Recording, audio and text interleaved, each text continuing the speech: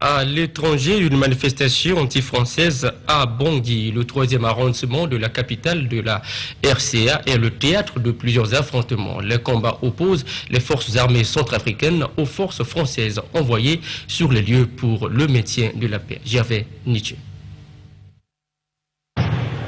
De fortes détonations au PK5, le quartier musulman du 3e arrondissement de la capitale centrafricaine, le théâtre de violents affrontements.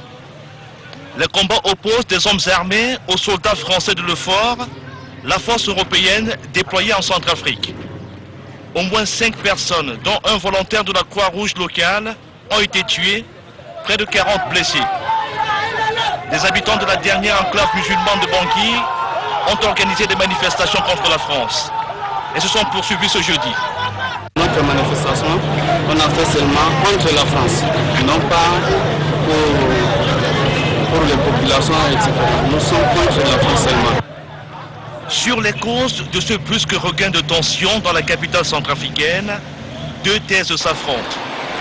D'après la force européenne, les soldats français, lors d'une patrouille comme celle-ci, ont été attaqués au PK5 et ils ont riposté vigoureusement. Faux rétorquent quelques habitants du quartier. Ils accusent les militaires français d'avoir tué un musulman et réclament leur départ. Ce sont les Français, ce sont les Blancs qui sont à l'origine de la destruction, surtout les Français. Ils ne veulent pas que la paix règne en Centrafrique. Ces violences surviennent à Bangui alors que la République centrafricaine est sans gouvernement.